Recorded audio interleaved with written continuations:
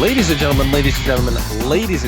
welcome into three men talking fantasy football, and in this case, two men, coming at you once again in the off season. Today is a very interesting and special show for everybody. So this is our last show pre NFL draft. Obviously, we're going to be talking early ADP and some news and stuff, but this is also the last show under the moniker Three Men Talking Fantasy Football. I don't know if anybody's been noticing, but we tend to be two men more often. We switch up. We have guests. We have different lots of people. But also, we want to come to you with some knowledge and some other stuff. So we are changing our channel situation. Before I talk more about that, I am Mr. Bill Klusas. I am with Mr. Tom Lang.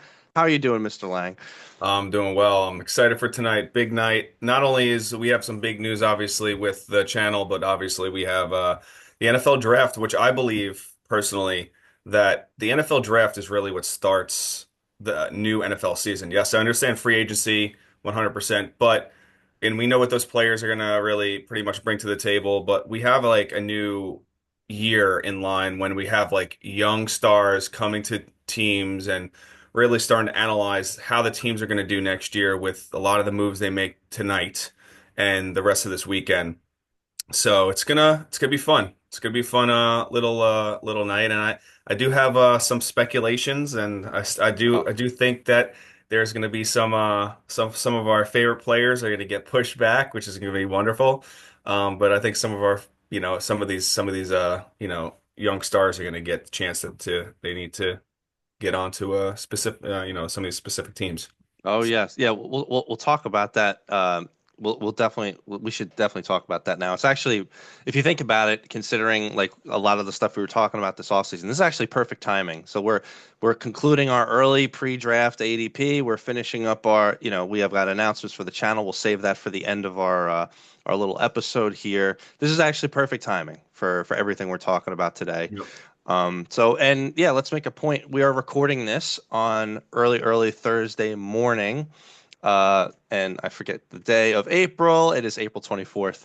So this is the day of the first day of the NFL draft. Again, perfect timing. So we'll be reacting to everything NFL draft next week. That'll be Yep. our first episode under our new moniker, which we'll save that announcement for later in the show. So we got NFL draft tonight. So any fun predictions? Any speculations you wanted to mention? Anything about the Giants you think they're going to be doing? What do you think here? I honestly don't know what the Giants are going to be doing, to be honest. I mean, well, there's a couple speculations. I do think that the Giants potentially will take what's it gonna call it from Penn State the defensive end. I forget keep forgetting his name. And he's a great player. Everybody's gonna freak out in I forget his name too, but our I know he's a good player. Yeah. yeah, everybody in the podcast world is going to freak out that we don't know I didn't know the specific guy's name. It's okay, like Billy said, it is early in the morning. We all have lives as well on top of this. Um, and I will get you that information in 5 seconds. But I do think the Giants will take him in the first pick. I know that the big thing about that is that if Abdul Carter. I was Abdul thinking his Carter. name. Yeah. If the Giants were going to pass on Abdul Carter or something like that, the Eagles were trying to push up to the Patriots and trade with the Patriots to get Abdul Carter, and trade our favorite AJ Brown book reading AJ Brown to the Patriots. That was a big speculation. I'm not sure if you heard about that one, but that one I I did know not. Sleeper dropped that one, and a couple other sites did drop that, so we were looking at that, and it was pretty interesting, especially with AJ Brown about 2 weeks ago on social media. He had a signed jersey, and it had number 11 on the Patriots. And he's like I got something to tell you guys, and they turned it around, and it was Julian Edelman signed jersey. But that kind of like leaded into the potential of him being traded as well too. I mean, he got what he wanted. He got the Super Bowl. And he wants to go back maybe to his ex-coach Mr. Mike Verbal. See? Everybody's Evil. going to make fun of me as well What? too with that. It's fine. People make mistakes. But I do think that there's going to be some crazy, there's some craziness, and I think that the NFL draft is getting more open to trading some star players away to jump up in picks and whatnot. And it's been seen the past couple of years. Like there's so much time before the season actually physically starts that you can really see what talents are out there when it comes down to veterans, and then utilize those for young talents, and kind of put pieces of the puzzle together and make it happen. And I think there is a perspective opportunity that the Giants do trade a package of late round picks to jump back up to the first round or second and third and whatever it is to and there is an opportunity that Mr. Carson Dart finds his way to New York. Jackson Dart. New There's an York. opportunity. I was just glancing at that. Chris Trapasso from the NFL has a mock draft in which the Giants make their pick at number 3, the same way to Abdul Carter, but then at towards the end of the first round, do a trade up for Jackson Dart Yeah. and pick 28 or so, which will be interesting. That would be I feel like there's two or three teams that Jackson Dart can really find himself going to. It's if he New falls, Orleans. it could be New Orleans. I know, sorry. If he falls, it could be the Giants. They could do that whole trade. But if not, it could be New Orleans, or it could be the New York Jets. Um, I mean, I would. I'm already people who have listened to me. I already think it's such a weird. I get it. He's the third ranked quarterback on the list in NFL drafts. Where I think Jackson Dart is going to be sensational. I think like he's like Patrick Mahomes level of talent. I've watched it. I think he's going to be unbelievable. Again, it's just what I'm but saying. who It's just knows? my little opinion on it. But But who knows? I mean, the Tennessee Titans may pass on Cam Ward. they just Who knows? might. I I mean, mean, they've there's a lot of interesting. There's a lot of interest. I mean, personally, I don't believe that this draft for quarterbacks is really high end, right? So I think that there's some really good talents out there, but they're not like your Andrew Luck. They're not your Jaden Daniels. They're not your pieces that are coming in that are like splashing left and right. maybe. If this was last year, like, if this was last year's draft, no, outside of the hype of Shador Sanders, he'd find himself probably in the fifth, sixth round being drafted, most likely because of the talent that's ahead of him, right? Sure. Um, I think Cam Ward is a great talent. He had a lot of great games offensively. I mean, defensively, they let up a lot of points in Miami. But they did have some really great offensive opportunities, and he has an arm that really gets down the. He's pretty accurate as well too. He kind of reminds me of a better version of Winston, Jameis Winston, a better version of Jameis Winston. So I mean, that's not It doesn't saying a exist. lot. That doesn't Jameis exist. Winston is a great, great comedic talent. Um, James Winston's like one of our favorite fantasy players I of all know, time. but here's the So, thing. Like, I feel like, say if Jameis Winston's going to go 30 for 30, Cam Ward will go 30 for 20. And so, like, yes, is it better to throw 10 less interceptions? 100%. But right. you're not talking about monster numbers. You're talking Oh, about, if he's in the perfect scenario where he has a good defense and he's off the field, and he's not gonna it's not gonna be like not a Cleveland, a Cincinnati Bengals situation. sure. That would be the perfect scenario. Like Joe, but like for like Joe Burrow's sake, he's gonna be throwing 7,000 yards this year. I wanted to make a quick note about Cam Ward, but before that, just like my favorite stat of the history of stats, and I use this when debating people about Tom Brady. Okay, 2019, before the Tom Brady took over the Bucks in 2020. The year before was 2019. Okay, Jameis Winston and the Bucks went 500, even though Jameis Winston threw 30 interceptions and lost 5 fumbles. They had My they had a great grandmother, defense. my grandmother could have taken that team to the Super Bowl the following year. So I don't want to They hear they had a fantastic defense. and That a defense great was.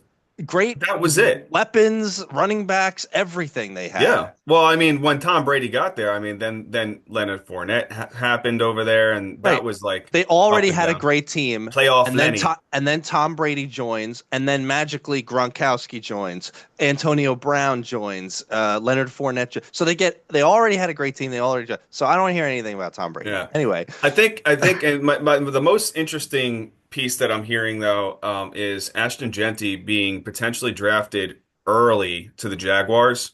Yeah, let's talk about that for 2 seconds. So it seems like, according to every single, forget the mock drafts, just like logic speaking, who really, really needs a running back and in an early position? It's basically 5 and 6. So to that point, 5 to Jacksonville and 6 to Las Vegas. And if you look on the betting websites, the over under that they're purposely putting on Ashton Junty is they're going 5.5, but then they're going 6.5 for the negative value. So they're saying they don't think John T gets past pick six. That's the Yeah. point.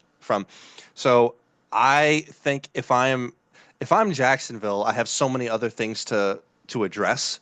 I don't see how they could possibly like take that pick. But then again, like maybe they Yeah, want to. But and I think honestly, I wouldn't I wouldn't say it's a waste of a pick, but I mean, the running backs in that backfield show some promise last year. With Tank back there, he showed what he should. He was an upfield runner.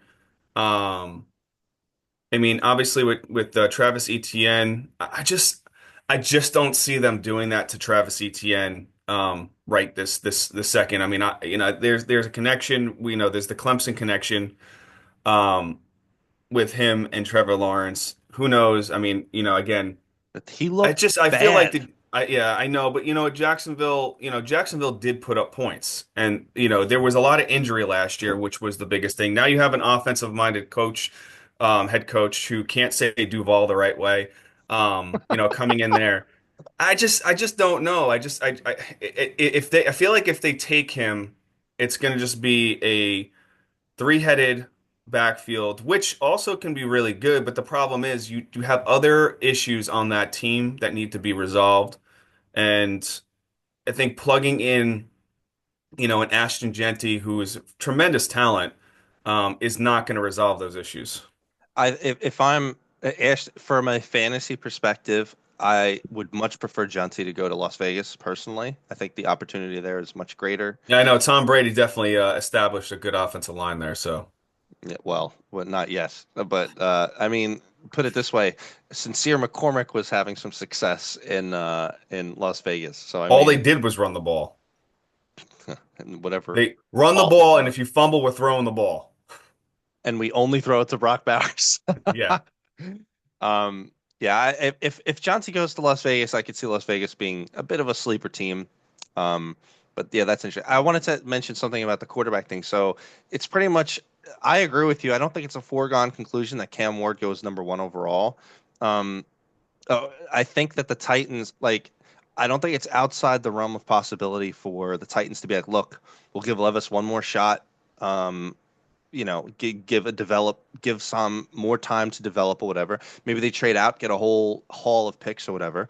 Maybe Cleveland trades up one spot to get Cam Ward. Even I mean, all they have is Joe Flacco at this point, which might be enough I for mean that, everybody. honestly looking at it though, like that would be the perfect spot for Cam Ward to go. I mean, outside of obviously the whole crazy situation with, Deshaun Watson, the saga of Deshaun Watson, but then obviously Flacco going there. If they're gonna block out the noise with Deshaun Watson and just really focus on the future, and basically Bobby Bonilla, his contract, so they pay him for the next 85 years. Um, Deferred it, comp. it it could be a possibility that like Joe Flacco has proven that he can mentor quarterback while also playing on the field as well too. So I think it would be a perfect scenario. But again, we all know the Browns, they don't always make the best decisions for their future, and just like kind of like some of these other teams, they can't figure it out. You know, there's only 32 teams in the league. Um, Owners get together. Sometimes I feel like owners are just too headstrong and think they know what they're doing, but they're not trying to fix a wheel that's been broken for a number of years. Cowboys. So it's just you know It is what it is. It is what it is. But you Yeah, know, so you're, it's always really nice to see the Cowboys just keep screwing it up. so Tommy's the Giants fan. I'm the Jets fan. I'm first given the Jets situation, I'm hoping at the top of the draft the Jets grab one of the top two offensive linemen. That'd be Armand Membu or Will Campbell. A lot of the mock drafts have Will Campbell going before that, so I'd be happy with either of them as a Jets fan. Again, I'm already on record talking about how much I love Jackson Dart. I think he's the real deal in the future, but they're not going to be able, they're not, nobody's drafting him there. So maybe he falls into the second round. That's where they could grab him. But whatever, more than likely to your point, Tommy, he'll probably go to New Orleans or Pittsburgh or Yeah. another one of the team, or We'll maybe the see. Giants if they It trade back. all happens tonight. It all happens later. We sound like hype men for the for the draft. Tonight, tonight, tonight. So yeah, it's and to that point, it's fortuitous that this is such a good episode for this. I mean, we're talking early ADP quarterbacks. We'll get to that.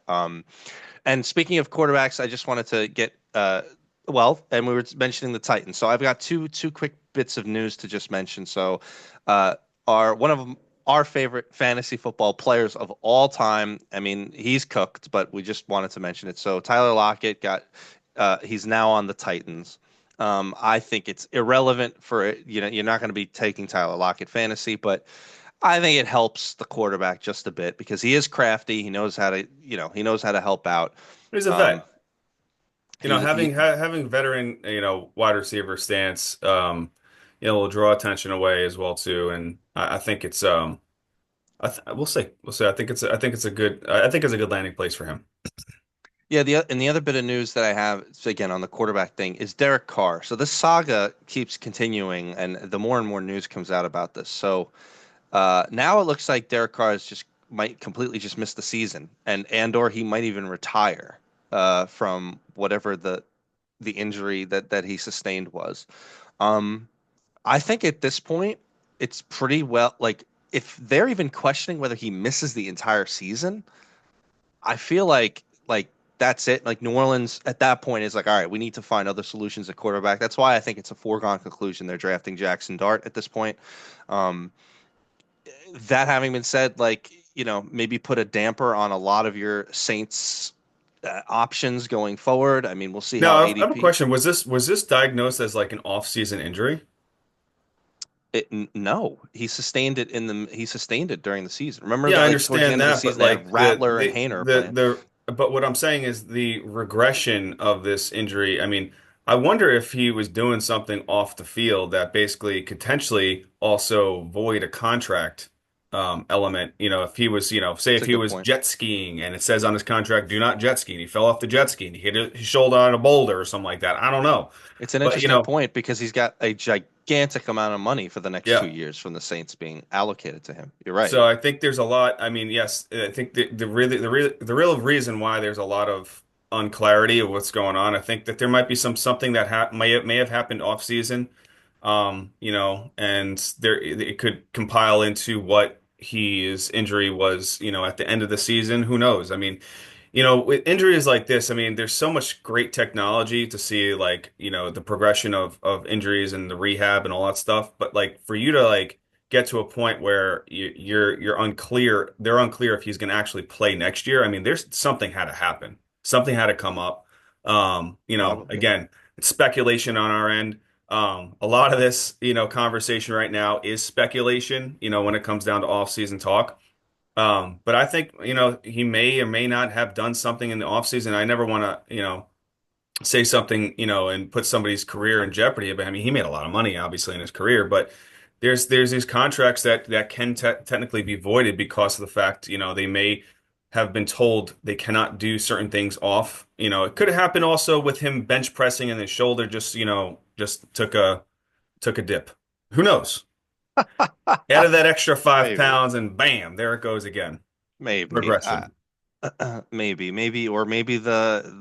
the injury that he sustained during the season was just more horrific than they let on at the Yeah. time. I mean, that's possible.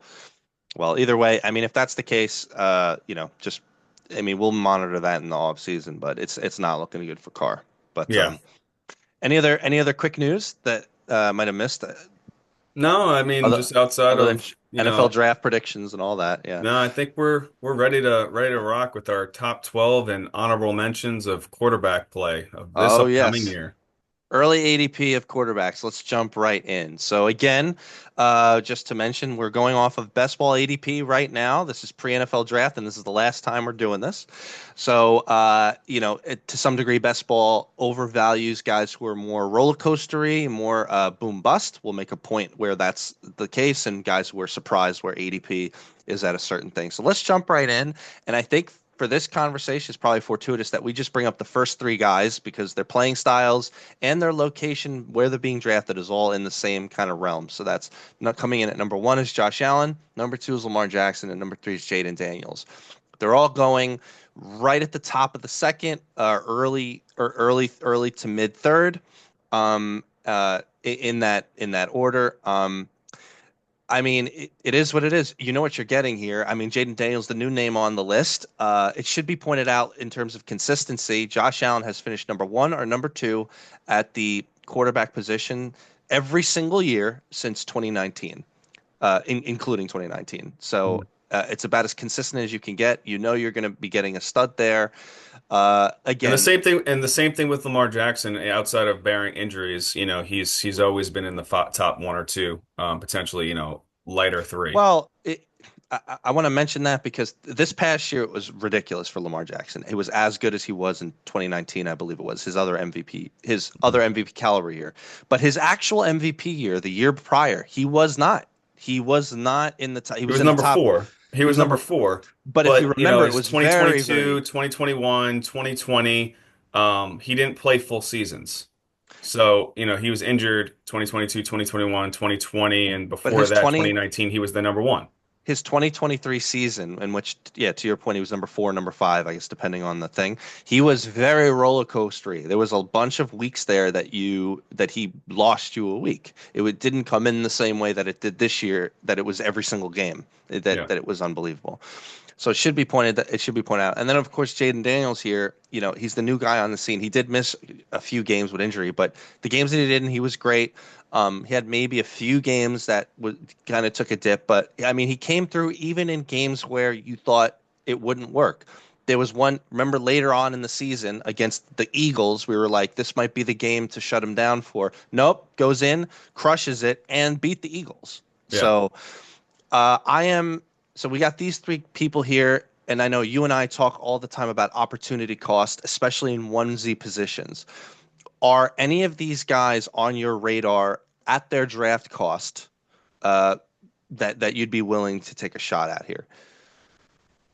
Well, as of right now, I mean, it just depends on who falls. Like if in the draft, if I'm targeting like that prime running back or that prime wide receiver, or say let's just put it this way, if I have an early first round pick and I get the player I want that's going to establish my running back my running back room, or my like high profile wide receiver. Those three names right there do not have players that you're finding in the top five picks of the draft. So, if you're looking at kind of like the connection with points, you're not going to get that with those players. There are some guys that I'd be a little bit more comfortable with waiting for that can and will put up the same or equal to amount of points. Not every single week, but will win you weeks, and the same way that these other guys like Josh Allen and Lamar Jackson will win you weeks. So again, it just depends on where I'm drafting and where these guys fall. Like if I'm drafting in the top five and I'm able to get the really stud player that I really want to plug in, as we went earlier, a couple weeks back of those players. If I get one of those guys, I may take the risk, but again, I'm always been one to wait a little bit on quarterback and Sure. hopefully roll the dust like how like a Jaden Daniels was last year. You draft him in the 10th, 11th round and bam, you have a great opportunity of winning your league because of, waiting on that quarterback and establishing the rest of your roster and figuring out your depth because obviously injuries happen, bye weeks happen. Um, And you need also to really utilize those rounds to roster the areas that need to be rostered as well too. So um, we'll talk about them a little bit later, but I mean, there are some good players that are out there that are streamable options, but there's also players that are out there that are late that can be, you know, just let them sit options as well too for your entire season. So Yeah, we should make an extra point of that. Like quarterbacks are quote unquote the most replaceable position that just you like tight can. ends in a sense, sometimes. Well, so the tight ends is a bit more gambling in certain things. Yeah. Like, but at least with quarterbacks, you can play. You can much better predict matchups. You can avoid having to make such a giant investment. You could stream the position each week. That's not to say that, right? Like to your point, like it's really nice having Josh Allen on your team and just lock and load it every single week. Like that kind of thing is great. By the way, we should make a point to mention. So just the three guys we mentioned, they take even a better step forward in 4 point touchdown leagues because they are all three of the best running quarterbacks in the league, which and plenty of rushing touchdowns, which matters a tremendous amount more for your team. Um, Now, everything that Tom, but I agree with everything you said. You have to consider the opportunity cost. Always consider who you could wait for. Well, let's jump into number four then, because on the concept of how many point your touchdown is matters for this. So coming in at number four is Joe Burrow. And actually, let me just jump right ahead. They're basically back to back too. And coming in at number five is Jalen Hurts. To Mhm. me, if it's a 6 point touchdown league, Joe Burrow is ahead of Hurts. If it's a 4 point touchdown league, it's not a question. Hurts is ahead of Burrow. So like they're basically back to back. I think we've me personally, I've already got in trouble this offseason talking about the Bengals and the Burrow situation and how many points they're going to have to put up every game because three people have all their money on their team. Um, but it is what it is. They're going to have to put up 100 points a game. Yeah. So, I mean, go follow the money. They're bombs away, I right? think and this is the perfect this is the perfect scenario situation. Joe Burrow is most likely you're going to find him in your traditional leagues dropping to about 4 or 5, around 4 or 5, maybe a little bit later. Who knows? And that this could be the perfect storm scenario where if you miss and you don't get Jamar Chase, but you're able to get a T. Higgins, you have that connection there. If you get Jamar Chase and you have Joe Burrow, those two players can have weeks that basically put up more points than the team you're going against, just those two players. So they're going to win you weeks that way. That would be the perfect storm right there. That's obviously that's playing safer, waiting. But again, if you have that connection, you're more than likely going to be bound or having to draft Joe Burrow in that fourth, early, late fourth, early fifth potentially, for you to lock in that. There's going to be some savvy fantasy football players out there, guys looking at that and seeing what you got and saying, oh, you know what, I'm gonna capitalize on this guy and not let this happen, right? So like.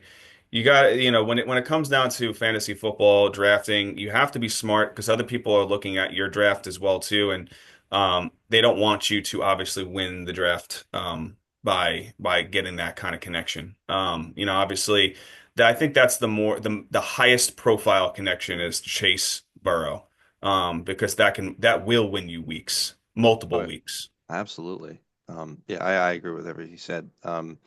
Yeah, and just to make a mention, so Jalen Hurts, the reason why I say it really does depend on like your format of your league because I mean Jalen Hurts every single year he's getting 10 plus touchdowns and many like 13 14 I mean it's automatic and they're not Yeah. banning the tush push that matters so much for him.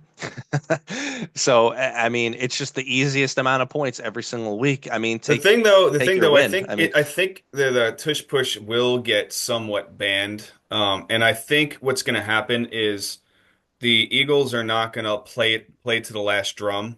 They're not going to play to the last whistle of it. They're going to have to transition their offense a little bit more. So I think the passing game will be a little bit more affluent through the season. yes, Um, which Again, is but good for also they him. have a fantastic running back, as everybody knows in the backfield, that they're gonna give 300 plus touches to for the year. who is going to be in line to be the leading rusher for the NFL leading rusher. He's going to continue to do that until the next 4 or 5 years, I believe. So I just really think that they have such great tools in their tool chest that really can help him as well with throwing the ball in that backfield. So um, yeah, Uh, I think he's a great value. Jalen Hurts and Joe Burrow, depending on the scoring format, would you be willing to go in on them as early as round four for either one of them, depending on the scoring format? Yeah, both of them actually. Okay. The only thing I'm kind of hesitant on Jalen Hurts right now is if AJ Brown does get traded in this draft. So, I mean, talk to me tomorrow about this, or talk to Or me later in the offseason. Okay. let's talk next week about this because honestly, there's obviously going to be a lot. There could be a lot of movement. There also could be nothing that happens at all. No trades, nothing. It just, it's either going to be a conflict of trades or nothing's going to happen. It just, it is what it is. Right. So, um, I think Joe Burrow is, being number four, right now is a tremendous value. He could finish the season if he's healthy the entire season at the number one. And Certainly. you're getting a tremendous value for him where you're Certainly. I drafting him. mean, we should just mention like, and if we were putting risk ratings on guys, you've said a million times that like, or I've been saying that he's the architect of his own demise from a record perspective. The Bengals are not gonna like they're gonna have no defense. And you've been saying that he might be the architect of his own demise from a physical perspective. They're gonna Yeah. have to be on the field all the time because their O line, so he's putting himself up for injury. Yeah, he's So, taking all these hits. I mean, right. he's not a scrambler. I mean, he does have some wheels, but he's not your atypical Josh Allen or Lamar Jackson or even, Jaden Daniels that we can talk about now and, Sure. even Jalen Hurts, but um He just he's isn't. not Yeah. as mobile as those guys and he's going to take those hits and, when you take pound after pound after pound after pound and you're getting hit 5 to 7 times a game at minimum from some of these 300 plus pound guys, even in the 250-pound guys that are coming at 4.4 speed at you. I mean, that's like getting hit by a Mack truck sometimes. So that takes a lot. Yeah, it's worth keeping that in mind. So before we move on, so like we said, the first three guys that we mentioned that were kind of in an ADP bracket of their own, and then four and five were like in an ADP bracket of their own. After one But through five, I'm sorry, I just want to say this one thing. I mean, but you can't go into a draft anticipating a player to get hurt. That's what, you need to draft them at the value where you're getting them, right? The biggest thing though is now knowing that in the back of your mind, sure. you really need to capitalize on a back end quarterback to make sure you have that on your roster. You got to take them in the 10th, 11th potential round to really have, like a CJ Stroud potentially sitting there to really cover that just in case he does get injured. Or you could wait and get it Dak Prescott. I'm not big on taking two quarterbacks in drafts at I mean, you could all. just stream after. I mean, I if know, God but forbid, but if you want more security, then you're going to have to most likely do that, and you can establish these other eh, players. I think it's a smart move. A lot of people may not think that, but again, there are some players like a Brees Young you could basically have on your bench, and or even just to take a roll of the dice with a Cam Ward. yeah, Brees Young, and then of course Bryce Hall. Yeah. So the I don't know if I can necessarily think like that for quarterback position, but also to your point, like if you can't just operate thinking that somebody's going to get injured, then you certainly can't operate thinking that somebody's going to get traded. So I know that you don't think that way, but it is what it is. I would say You got to think like the sales representative. You got to think of, the sale. suffices to say for our viewers that you and I think the same way. In the end, we get to the same place from an ADP perspective on Joe Burrow. So we both think he's going to be good. All right. So after the top five here, we've got a pretty big gap in ADP, and kind of rightfully so. And let's just talk about number six on his own. This is probably it's his own discussion here. So Patrick Mahomes coming in at number six. Johnny thinks that this is a year in which Patrick Mahomes is on a revenge. I'm going to kill everybody. I'm going to have an MVP year again tour. I think that it doesn't matter how amazing of an NFL quarterback he is, how amazing he is. He's the greatest. He's amazing. He's amazing. He's amazing. I think it doesn't matter. He's hampered by his options in Kansas City, which we've talked about all offseason are not good. We have a dissipated complete out of shape, dissipated Travis Kelsey, a treasure trove of not the best wide receivers, in my opinion, outside of Worthy, who's still a work in progress.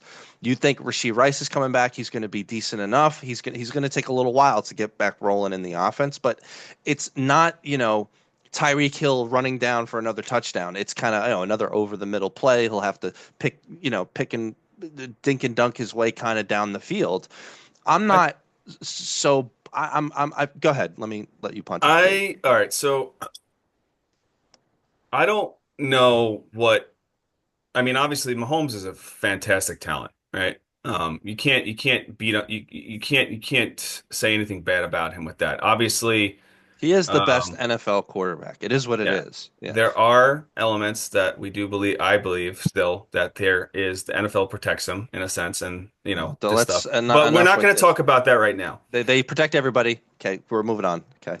I'm not going to talk about that right now. I think the main issue last year, outside of the talent he had surrounding him in on the outside and the injuries and all that stuff, I think they need to resurface and revitalize a identity in the backfield. And yes, Pacheco got hurt. Then they get back Kareem Hunt. Kareem Hunt is not the same Kareem Hunt he was when he was on, that roster back in the day.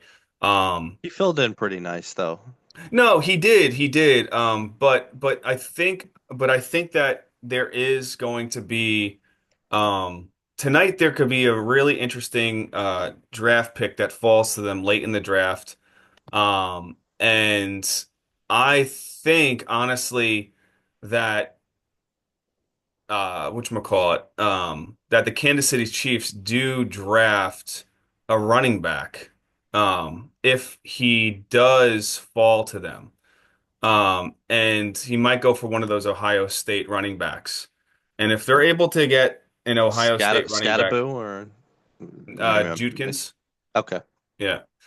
Um, I think if they're able to get one of those guys that late in the draft, I think that's a tremendous spot for them to really revitalize that offense when it comes down to the running game. Because yeah, you're gonna have a healthy Pacheco come back. Pacheco having a double threat running back with both of them back there, and dual threat when it comes down to Ohio State's running back game. That's what they did as well too. I think of all the things that they need, running back isn't because remember they brought in Elijah Mitchell. They got Pacheco coming back for another year. Like now he's post injury. Kareem Hunt is coming back. So whether or not it's some kind of a three-headed monster, whatever, and Elijah Mitchell Yeah, but I mean, is but very good when he's not guys are injured. coming back, but they can easily just not find their way back on the field But on that roster. they need first of all they need offensive linemen, especially after what happened in the Super Bowl. They need that. If I've seen on some of the mock drafts that they've got, I forget his name. Let me see what it Luther Burden. I think I'm saying his name right. Wide receiver from Missouri. He's going to go there. I don't know if that happens, but I know that nothing that they could possibly do is going to drastically change the kind of offense in which they were. It's essentially at this point, it's Mahomes piecing it together by himself.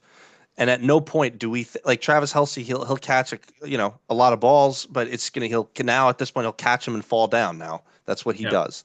I mean, So last year, I mean, it's not like Patrick Mahomes gave you a 0 point week. I mean, he was no, giving you he those almost never mid-tier. he never busted, but he never No, won he you he over. never busted, but it wasn't a return on his value. A lot of people were Right, drafting him early, like 3 overall. second, third round early last year.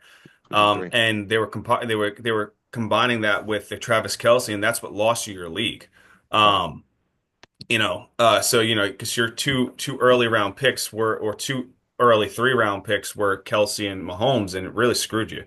Um, so then that's the big issue as well too. These aging players, like a Kelce, is not. you can't really bankroll on them to consistently put up the same numbers they, and again, tight end is tight end, quarterback is quarterback. I really feel the position is really almost aligned together in a sense when it comes down to draft capital value, where there's so many other players out there that really need to be established and put on your roster and compartmentalized so you can actually really get some of these later round guys that can actually fill those voids and Well, really win you I the league. I could tell you that I was, in hearing Johnny's opinion about it, I get that too. Mahomes is he's the most competitive guy in the league. He's not going to take what happened in the Super Bowl laying down, but he's only got so many tools to work with. And from a fantasy perspective, where he's placed right now, I'm out. I think this is like if he was lower, I'd be like, okay, I'll take that shot. I'll see if the revenge goes through. It's pretty high where he's at. I mean, I don't know how you feel. Some of the guys below him, I'm feeling, you know what I mean? I'm feeling a little bit better about. I mean, we can Yeah. jump right. Let's jump right ahead to mention that. Already, I can just tell you, number 7, Baker. Baker May Baker Mayfield, like the way that we feel about the Bucks, the way that we feel about him. I mean, I give you the only negative thing about Baker Mayfield. This is his third offensive coordinator in 3 years. Does it matter to Baker? Probably not. I mean, they've got such a stacked offensive team. Their Not only defense is that, not but so he's good. he's done that his entire career. It doesn't matter Basically, who his coach is. I mean, he just really just will do his thing. He play his game. if it's a, and by the way, people may not realize he gets like 400 to 500 yards of rushing each year. I Yeah. mean, it was not that bad. But that being said, the way how many touchdowns he threw and how well he was doing, 6 point touchdown leagues will definitely bump him up. I don't think it puts him in the Burrow Hurts thing, but I don't see how he's definitely right at the top of the next set of guys. Yeah. Um, Bo Nix coming in at number 8.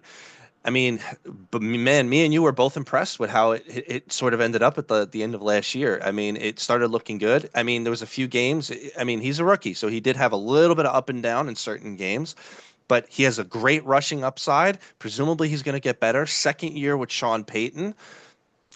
I'm feeling great about this too, especially considering where he's at and other names below. I don't see how. So Baker and Bo Nix, from a fantasy perspective, I would take over Patrick Mahomes. Yeah, I mean, they have tremendous value. Both of them are, in my eyes, a low end version of what you're going to get in points, like Joe Burrow-esque kind of element. Joe Baker Burrow for is going Joe to get Burrow, you that higher tier point, but Mayfield and Bo Nix will keep you afloat week in, week out. yeah, yeah, definitely. I mean, if I don't, I mean, the first of all, like we said, the investment on Joe Burrow, if it's in the fourth, I could, and it's a 6 point touchdown league. I could wait a few rounds to get Baker. I mean, I might do that. Like, it just makes me feel way better. Yeah. Um, let's say number 9. Just spend 2 seconds on this. So number 9 is Kyler. We have talked the whole off season about Kyler and Marvin Harrison or whatever. I think we landed on. I think you think that they're going to take a step up. They have to take a step up, right? They have to. I mean, it's the conversation we talk about every single year. If they don't do it, you'll see Kyler Murray basically be playing Call of There it Duty is. There it is. I was waiting for it. the next upload to Call of Duty, the new Call of Duty, I think will be coming out next year during the 2026 season. So he might be the front runner to basically test the game and be in the game. Who knows? He may be have an avatar where he has to spend some time to basically get analyzed and be inputted into the game, and that might really make Kyler Murray as a person, as an individual, feel like, all right, maybe football is not my thing anymore. Maybe I just got to really stick to this gaming. Um, There's no way. Like, the way that I'll say it to people is like, if you want to take another shot on this, go for it. If you're completely out because of the misery that he and the Cardinals have put you through, take a step out. But yeah, like you said, Marvin Harrison, it's his second year. Okay, he disappointed through draft value last year, and also he didn't look like he was trying in certain plays, whatever. He takes a step up. Trey McBride now has been paid $10 trillion. The offense is going to run through him. These are both really amazing pass catchers, hopefully. So Kyler should, I think he and has the Kyler talent. runs when he wants to run. So Yeah, I think I think what that offense really needs to do is they need to really establish the offensive line. That's going to be more of a mobile offensive line for Kyler Murray because he is a mobile quarterback. Um, he doesn't sit in the pocket, and he has to move around because of his height. So, I think if they really invest into a mobile offensive line that could really assist, but then also you have, you have Connor in the backfield. He is aging. We always say that, he might be a stay away candidate this year, but he always proves wrong. He's going to score touchdowns. They may just need to get that extra running back there as well too. And you don't have to really pay first round value for that. There's going to be some really good opportunities to get some running backs second, third round this year in the draft that really can establish and help that. But I really think that they need to really bolster that offensive line for the reason of not making Kyler have to scramble and make a mistake. that's from an ADP perspective. That's kind of the line that I see. Like I see Patrick Mahomes and Kyler Murray similar from a risk perspective slash upside, etc. But Patrick Mahomes is going, like I said, a number of guys ahead of him. I So will say though, I will you say know, I personally would feel more comfortable having Kyler Murray on my roster and waiting for hit based on ADP and draft position than sure. having Patrick Mahomes. That's what I'm saying. Like Yeah, if you could, if we see them similarly, then you take the guy with lower ADP. That's just correct. simple draft 101. Let's talk about number 10, and then we'll get to 11 and 12 pretty quickly. But number 10, Caleb Williams. So that's his ADP, number 10. So already now, if we just call it like we see it, like the ADP is built into people thinking that he's taking the step up. Um, I'm a and little worried about him. I don't, this is definitely a bit of a jump. We think, we all agree, we think he's going to take a step up. How much of a step up is a bit of a question. And from a fantasy perspective, now we know all the positive things. Ben Johnson's in, new offensive system. Caleb Williams in his second year. You've got two really amazing wide receiver talents, DJ Moore and a second year Roma Dunze.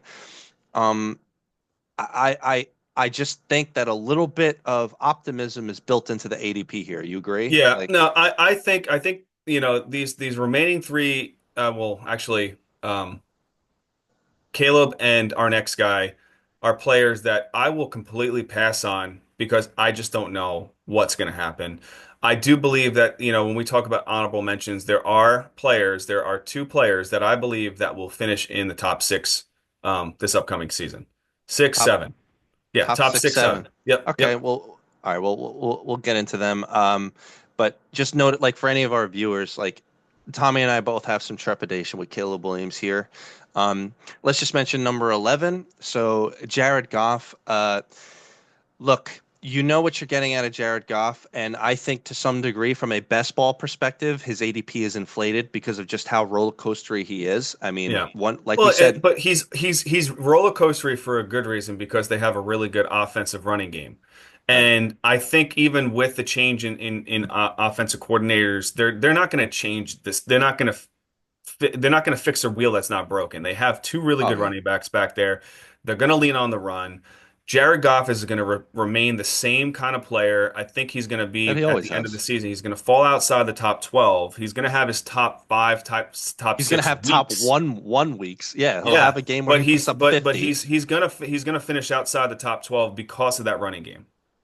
Right. Now, like we said though, if they have an injury at the running game, or if they kind of change their identity slightly, then Jared Goff gets bumped up. Like towards the end of last year, Jared But Goff he's really your was eighth, great.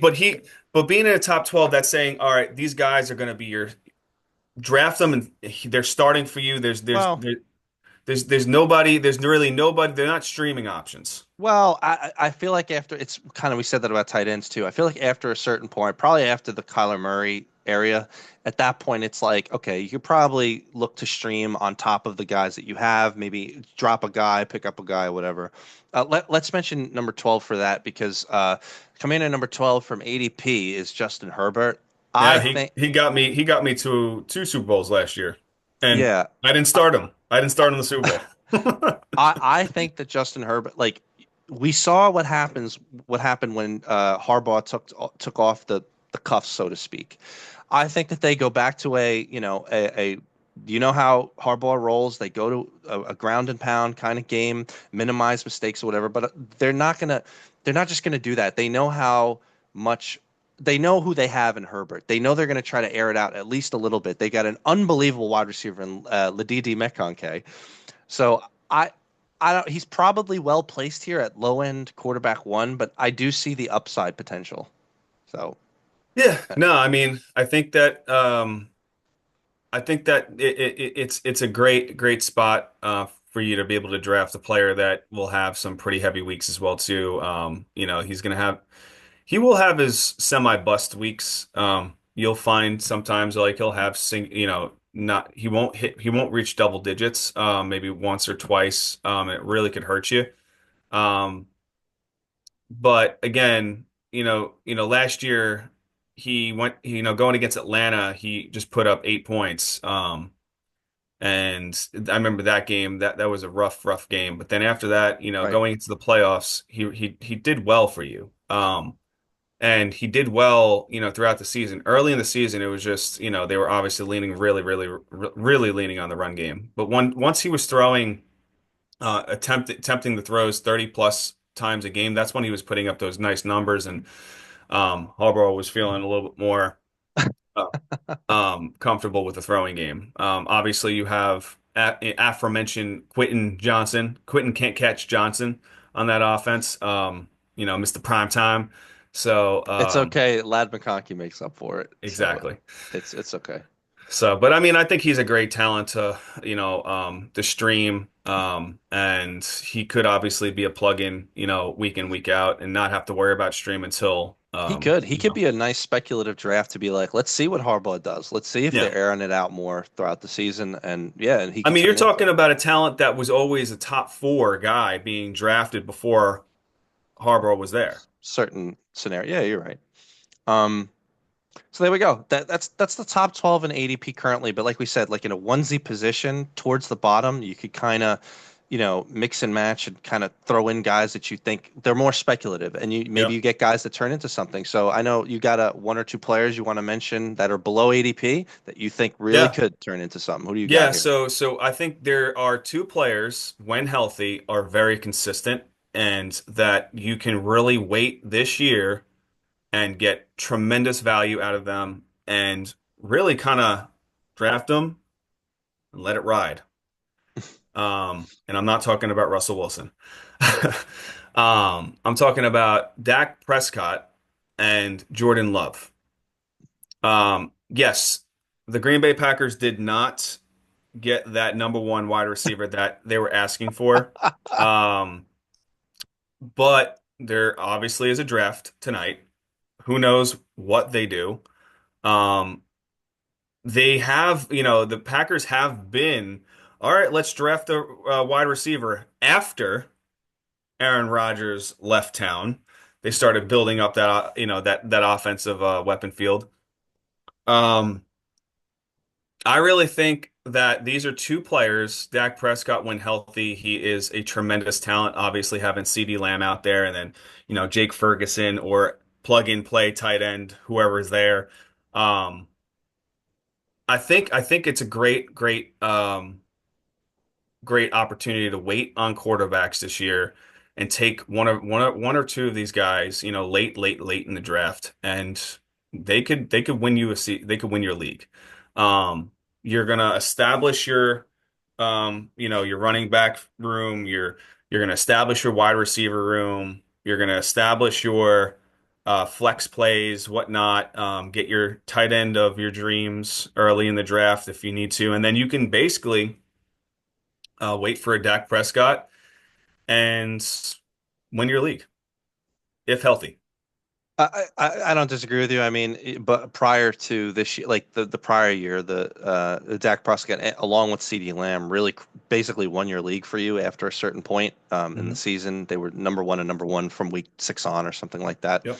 So yeah, he has it in him to do that, and I don't disagree about Jordan Love. I'll say And this. No, sorry, and just not to cut you off again.